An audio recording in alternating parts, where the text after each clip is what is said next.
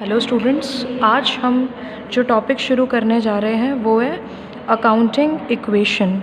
ये +1 का पहला न्यूमेरिकल टॉपिक है, अकाउंटिंग इक्वेशन। मैंने आपको इसके बारे में थोड़ी सी थ्योरी पहले करवाई थी।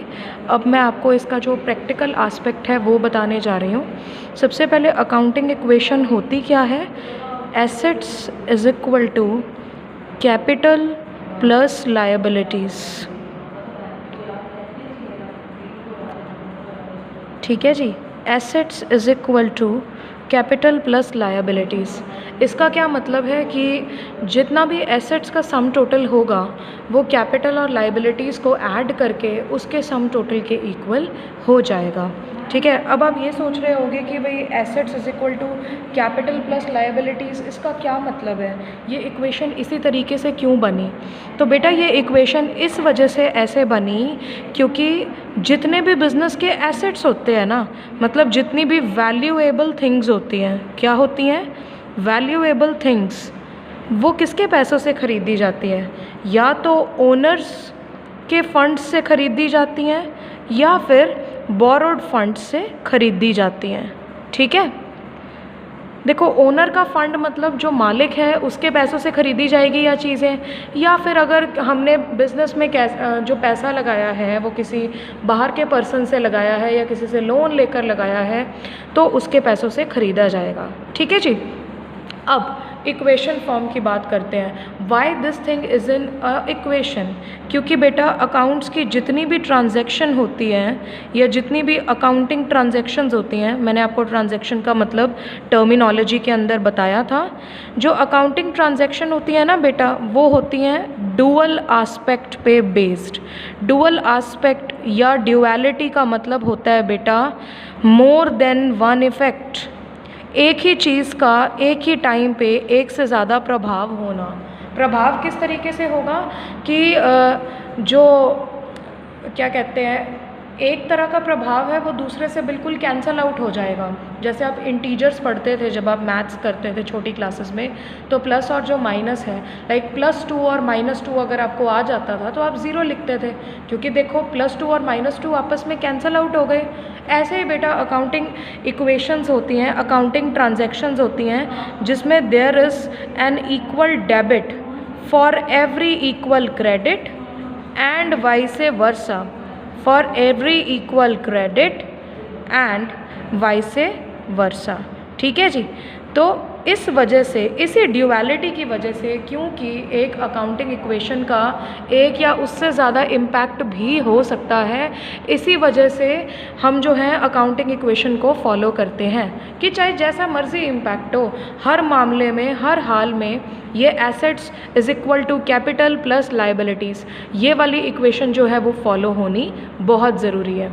ठीक है जी, अब मैं इसके लिए आपको क्या करवाने वाली हूँ, एक न्यूमेरिकल एग्जाम्पल। मुझे पता है मैंने अभी तक जो बातें बताई है हो सकता है आपको बहुत कम क्लियर हुई हो, लेकिन जैसे ही आप क्वेश्चंस करेंगे या फिर एक न्यूमेरिकल एग्जाम्पल को सॉल्व होते हुए देखेंगे, आपको पता लग जाएगा कि ये जो अकाउंटिंग इक्वेशन है इसका टॉपिक है क्या, इसका क्या कॉन्सेप्ट है और ये डेली लाइफ में अकाउंट्स के अंदर कैसे फॉलो किया जाता है। हाँ जी स्टूडेंट्स, हम आज आपको अकाउंटिंग इक्वेशन का एक न्यूमेरिकल करवाएंगे ताकि आप न्यूमेरिकल से बेटर समझ सके कि ये अकाउंटिंग इक्वेशन का टॉपिक है क्या।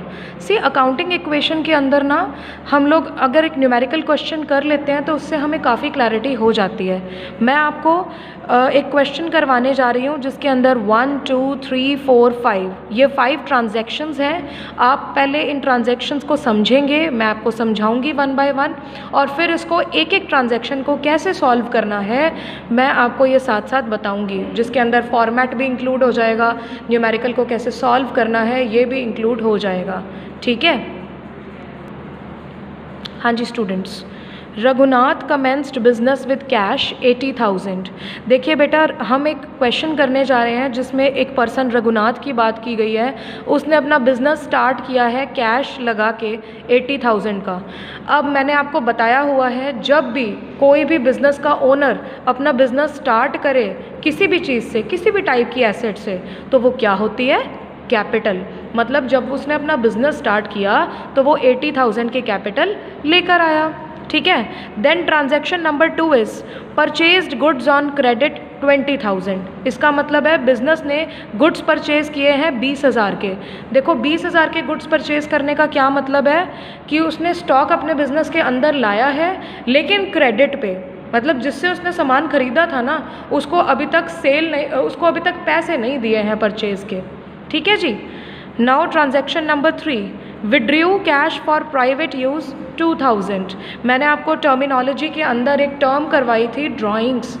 जब भी एक बिजनेसमैन अपने ही बिजनेस में से अपने पर्सनल यूज़ के लिए कोई भी चीज़ निकाले, फिर चाहे वो कैश है, चाहे वो स्टॉक है, चाहे कुछ मर्जी है, तो आप उसको क्या बोलते हैं, ड्राइंग्स। तो यहाँ पर कैश के रिगार्डिंग ड्राइंग्स की गई है 2,000 की। Then is sold goods on credit 20,000, cost price 15,000। अब बेटा हमने क्या किया है, गुड्स को सेल किया है, लेकिन इस बार भी क्रेडिट पे, मतलब हमने सेल के बाद अभी तक कस्टमर से पैसे रिसीव नहीं किए हैं। एंड ऑब्वियसली बिजनेस का मतलब क्या होता है, प्रॉफिट कमाना। तो जो चीज़ 15,000 की हमें पड़ रही थी, हमने उसको 20,000 में सेल किया, मतलब 5,000 हमारा क्या हो गया, प्रॉफिट हो गया। इसकी क्या ट्रीटमेंट होगी ये भी आपको बताई जाएगी। Then is transaction number 5, purchased furniture ₹1,500। आपने जी फर्नीचर परचेज़ किया है बिजनेस के लिए 1,500 रुपये में। ठीक है जी। तो ये थी ये 5 ट्रांजैक्शंस। अब इनको कैसे सॉल्व करना है अकाउंट्स की बुक के अंदर, जब हम अकाउंटिंग इक्वेशन फॉर्मेट यूज़ करते हैं, वो मैं आपको अब बताने जा रही हूँ। हाँ जी, आई होप आपको ये पूरा का पूरा पेज विजिबल होगा। बेटा मैंने यहाँ पर थोड़ी सी प्रेपरेशन करके रखी है, लेकिन आप मेरी बात को बड़े ध्यान से सुनेंगे कि अकाउंटिंग इक्वेशन का फॉर्मेट कैसे बनाते हैं। ये आपका पहला न्यूमेरिकल टॉपिक है, इसलिए आपकी इन्फॉर्मेशन के लिए बता देना चाहती हूँ कि अकाउंट्स के अंदर सब कुछ जो है वो फॉर्मेट ही है। ठीक है जी। जब तक फॉर्मेट नहीं होगा तब तक आप अकाउंट्स में कुछ नहीं कर सकते। फॉर्मेट के नंबर होते हैं और फॉर्मेट बनाना बहुत ज़रूरी है। फॉर्मेट का मतलब है मतलब हम टेबल वगैरह, लाइंस वगैरह कैसे बनाएंगे। ठीक है जी। तो अकाउंटिंग इक्वेशन का फॉर्मेट क्या है बेटा, आपने सबसे ऊपर अकाउंटिंग इक्वेशन वर्ड लिखना है। उसके बाद आपने बेटा इस तरीके से 2 लाइंस मार्क करनी है और आपको यहाँ पे 3 कॉलम्स बनाने हैं। आप देख रहे होंगे this is the number 1 column. ठीक है, इधर मैंने ट्रांजैक्शन लिखा है। Number 2 column is assets. ठीक है, इधर मैंने एसेट्स डाली है heading. And number 3 column is capital plus liabilities. बेटा बड़े ध्यान से देखना, मैंने यहाँ पर इसको डिवाइड नहीं किया है। मैं दोबारा बोल रही हूँ कि आपको सिर्फ 3 ही कॉलम्स बनाने हैं, 4 कॉलम्स नहीं बनाने।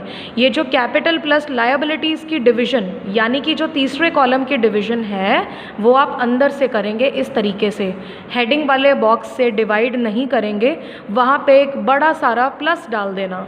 ठीक है जी। तो हम शुरू करते हैं क्वेश्चन को। The first transaction was, transaction के अंदर बेटा आपको लिखनी होती है कि ट्रांजैक्शन के बारे में जो भी इंफॉर्मेशन आपको क्वेश्चन के अंदर दी गई है। मोस्टली जो ट्रांजैक्शन होती है उसी को ही लिखना होता है। मैं ऐसे नहीं कहती कि आपको सारी वर्डिंग लाइन बाय लाइन लिखनी है, आप शॉर्ट फॉर्म में भी लिख सकते हैं। हाँ जी। Raghunath commenced business with cash ₹80,000। ठीक है जी। अब मेरी बात को बड़ा ध्यान से सुनने की कोशिश करिएगा। एसेट्स के अंदर क्या आया है, बिजनेस के अंदर कैश आया है, और कैश तो देखो एसेट ही होती है। तो एसेट्स में आपने छोटा छोटा कैश लिख देना है ऊपर हेडिंग के रूप में, और 80,000 यहाँ डाल दिया। लेकिन मैंने आपको पहले भी बताया था, जब कोई ओनर अपना बिजनेस स्टार्ट कर रहा है एसेट से, तो दैट मीन्स वो कैपिटल ही लेकर आया है ना। तो 80,000 की कैपिटल भी आ गई, लायबिलिटीज़ कोई है नहीं तो वहाँ पे ज़ीरो है। ठीक है। अब जब आपकी एक ट्रांजैक्शन हो गई ना, आप इस तरीके से एक लाइन लगाएंगे और देखेंगे कि टोटल एसेट्स कितनी है। साफ दिख रहा है टोटल एसेट्स 80,000 ही है, कैश आया है बिजनेस के अंदर। फिर आप कैपिटल देखेंगे 80,000 है, क्रेडिटर्स आप देखेंगे बिल्कुल ज़ीरो है। ठीक है। तो बेटा assets is equal to capital plus liabilities, यही थी ना हमारी अकाउंटिंग इक्वेशन। बेटा आपको हर क्वेश्चन में नहीं लिखनी है, मैं सिर्फ यहाँ पे आपको थोड़ा रिमाइंड करवाने के लिए लिख रही हूँ। Assets is equal to capital plus liabilities, यही थी ना इक्वेशन। तो अब देखते हैं ये इक्वलाइज हो रही है कि नहीं हो रही, क्या ये इक्वेशन सचमुच में फॉलो हो रही है, ये अभी जजमेंट हो जाएगी। हाँ जी, एसेट्स थे 80,000 और कैपिटल है 80,000 और लायबिलिटीज़ है 0, यानी कि कैपिटल प्लस लायबिलिटीज़ का सम टोटल बन रहा है 80,000 और एसेट्स भी 80,000। मतलब हमारी अकाउंटिंग इक्वेशन प्रूव हो चुकी है। ठीक है जी, आपको हर ट्रांजैक्शन के बाद इसी तरीके से चेक करना होगा कि भाई इक्वेशन फॉलो हो भी रही है कि नहीं। ठीक है जी। Now second is purchased goods on credit. ठीक है, हमने क्रेडिट पे गुड्स परचेज किए थे, कितने के? 20,000। तो आप एसेट्स में जाके लिखेंगे स्टॉक। देखिए बिजनेस के अंदर स्टॉक आया है ना, then you will write stock और उस स्टॉक के बिल्कुल नीचे देखिए, बिल्कुल स्ट्रेटली नीचे 20,000 लिखेंगे। अब देखिए आपने क्या किया है, गुड्स क्रेडिट पे परचेज किए हैं, मतलब जिससे सामान खरीदा था उसके पैसे अभी देने वाले हैं, दिए नहीं हैं, तो क्या बढ़ जाएगा बिजनेस का? क्रेडिटर्स बढ़ जाएंगे। टर्मिनोलॉजी में बताया गया था कि क्रेडिटर्स का मतलब होता है जिनका हमारे बिजनेस के ऊपर कोई ना कोई उधार है, जिनसे हमने उधार ले रखी है। तो यहाँ पे 20,000 की उधार हो गई ना, तो ये लो जी 20,000 आ गया। अगेन आप एक लाइन ड्रॉ करेंगे और फिर उसमें देखेंगे कि कितने एसेट्स आए हैं। देखो बेटा 80,000 के पड़े थे, ठीक है, और 20,000 के और आ गए। ठीक है बेटा, तो ये 80,000 प्लस 20,000 के एसेट्स यानी कि 1 लाख के एसेट्स हो गए। कैपिटल में कुछ नया नहीं ऐड हुआ, पिछली 80,000 की कैपिटल पड़ी है। लायबिलिटीज़ के अंदर 20,000 के क्रेडिटर्स ऐड हो गए, तो कैपिटल प्लस लायबिलिटीज़ 1 लाख हो गया ना, दोनों का जोड़ बराबर। दैट मीन्स अकाउंटिंग इक्वेशन अभी भी फॉलो हो रही है। ठीक है जी। Now we are going to write the third transaction. The third transaction was withdrew cash for private use rupees 2,000. Withdrew cash for private use rupees 2,000। हाँ जी, अब देखिए बेटा बिजनेसमैन ने क्या किया है, अपने प्राइवेट यूज़ के लिए 2,000 का कैश बिजनेस में से निकाला है। तो बेटा सबसे पहले कैश में से जो है वो 2,000 माइनस हो जाएगा, क्योंकि क्या हुआ, कैश तो बिजनेस के बाहर चला गया ना। अरे जहाँ मर्जी जाए, गया तो बिजनेस के बाहर ना, तो इसीलिए कैश में से माइनस हो जाएगा 2,000। लेकिन बेटा किसने लिया? ओनर ने लिया ना, किसी और पर्सन या किसी और खर्चे पे तो नहीं किया कैश, ओनर ने लिया है ना। तो अगर मालिक ने लिया है तो भाई हम तो उसकी कैपिटल में से ही कट करेंगे। लो जी, कर दिया कट। ठीक है जी। अब हम दोबारा से एक लाइन खींचेंगे और अपनी जो एसेट्स हैं उनको देखेंगे। देखिए बेटा सबसे पहले कैश को देखते हैं। कैश 80,000 था पिछली वाली लाइन में। बेटा मेरी एक बात हमेशा याद रखना, आपने जो कंपैरिजन करनी है ना, वो जो पिछली लाइन होती है उसी के साथ करना है, ये ऊपर मत पहुंच जाना। कुछ बच्चे ऐसा करते हैं, मैम 80 + 80 1,60,000, फिर से 80,000। ऐसे नहीं करना बेटा, ऐसे करोगे तो क्वेश्चन में मिस्टेक हो जाएगी। ठीक है, आप यहाँ पे क्या देख रहे हो, सिर्फ ये वाला 80,000 माइनस 2,000, कितना कैश रह गया? 78,000। ठीक है जी। और स्टॉक तो उसके साथ तो हमने कोई भी ट्रांजैक्शन नहीं की है या उसके बारे में कुछ भी नहीं बताया गया है क्वेश्चन के अंदर, तो स्टॉक 20,000 अपने आप आ जाएगा। ठीक है, कैपिटल के अंदर से आपने क्या किया, 80,000 में से 2,000 माइनस हो गया, दैट इज़ 78,000। ठीक है, और यहाँ से क्रेडिटर्स भी उतने के उतने ही हैं। आपको कोई इन्फॉर्मेशन तो दी नहीं गई है कि आपने पे बैक कर दिया या कुछ कर दिया, उतने ही है ना, तो 20,000 दोबारा से लिख दो।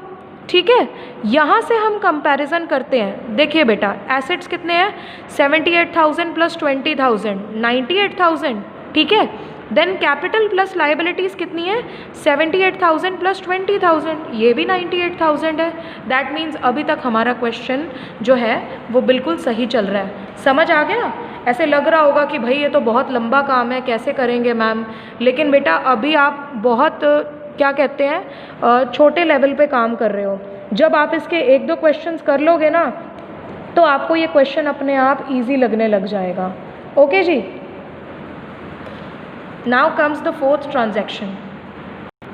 Sold goods on credit. The fourth transaction is sold goods on credit rupees 20,000 आपने बेटा गुड्स सेल किए हैं 20,000 के, लेकिन उनका सीपी यानी कि कॉस्ट प्राइस सिर्फ 15,000 था।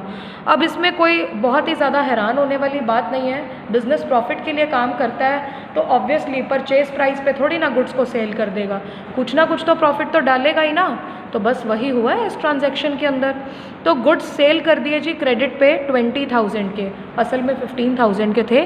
तो बेटा सबसे पहले स्टॉक बाहर चला गया बिजनेस में से, कितने का? 15,000। गलती से भी यहाँ 20,000 लिखने की ज़रूरत नहीं है, स्टॉक 15,000 का ही बाहर गया है, हम अपने बिजनेस के अकॉर्डिंग चल रहे हैं। लेकिन बेटा अभी ये सेल जो हुई है ये क्रेडिट पे हुई है, दैट मीन्स हमने जिस कस्टमर को सेल किया उससे अभी तक पैसे तो नहीं लिए ना, तो ये है डेटर्स। हाँ जी, कितने के डेटर्स जुड़ गए? 20,000 के। बेशक हमने सामान उनको 15,000 का बेचा है 5,000 का प्रॉफिट लगा के, लेकिन ये बिज़नेस का सीक्रेट है, ये कस्टमर को थोड़ा ही पता है। तो कस्टमर से तो हम 20,000 रुपये लेंगे, और जिस कस्टमर ने बेटा हमारे पैसे नहीं दिए होते ना, वो हमारी एसेट होती है, क्योंकि आप उससे फ्यूचर में पैसे वसूल कर सकते हो। इसीलिए एसेट्स में डेटर्स नाम की एक एसेट जुड़ गई 20,000 की। ठीक है जी, समझ आ गया? अब देखिए बेटा ये तो गड़बड़ हो गई ना, 15,000 का गुड्स बाहर गया और आप 20,000 रुपये ले रहे हो।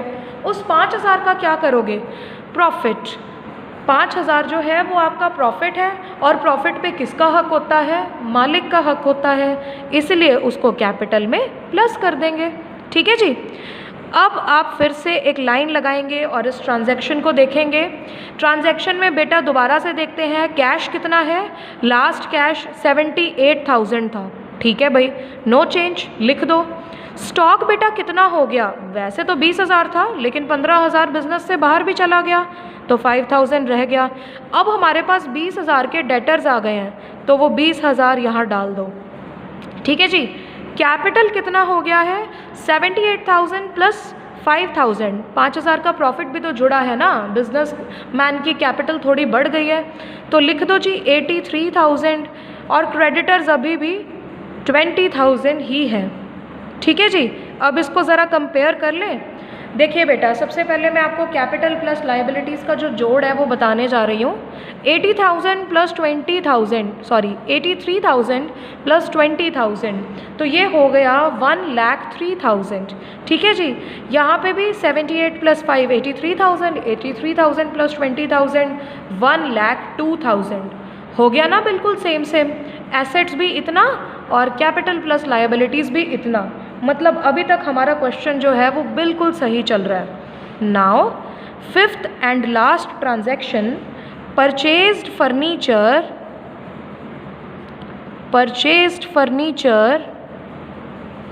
रुपीज़ 1,500।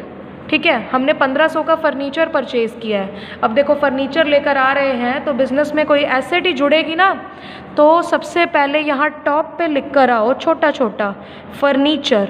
आप ऐसे शॉर्ट फॉर्म भी लिख सकते हो, ज़रूरी नहीं है कि हमें पूरा ही लिखना है। और ठीक उसके नीचे डालेंगे हम 1,500। 1,500 का फर्नीचर आया है तो 1,500 ही लिखेंगे। लेकिन बेटा इसमें ऐसा कुछ मेंशन नहीं है कि आपने क्रेडिट पे लिया है, कैसे लिया है। तो बेटा जब कुछ नहीं मेंशन होता ना अकाउंट्स के अंदर, तो हम यही मान लेते हैं कि फ़र्नीचर को कैश पे ख़रीदा गया है। तो ये लीजिए 1,500 जो है वो माइनस कर देते हैं, कैश चला गया ना बिज़नेस के बाहर। अब देखो विदाउट कैश लिए तो कोई आपको नहीं देगा फर्नीचर ख़रीदना है तो कैश तो पे करना ही पड़ेगा। तो अब इस ट्रांजैक्शन के आगे फिर से एक लाइन लगाते हैं, और अब जो एसेट्स और कैपिटल प्लस लाइबिलिटीज़ की कंडीशन है उस पर थोड़ा गौर करते हैं। ठीक है, देखिए बेटा जो कैश है वो पहले तो 78,000 था, लेकिन अब वाली ट्रांजैक्शन की वजह से 1,500 कम हो गए हैं, तो वो 76,500 रह जाएगा। स्टॉक बेटा 5,000 का ही है तो 5,000 का ही पड़ा रहेगा। डेटर्स 20,000 के हैं तो 20,000 ही रहेंगे। फर्नीचर 1,500 है तो 1,500 ही रहेगा।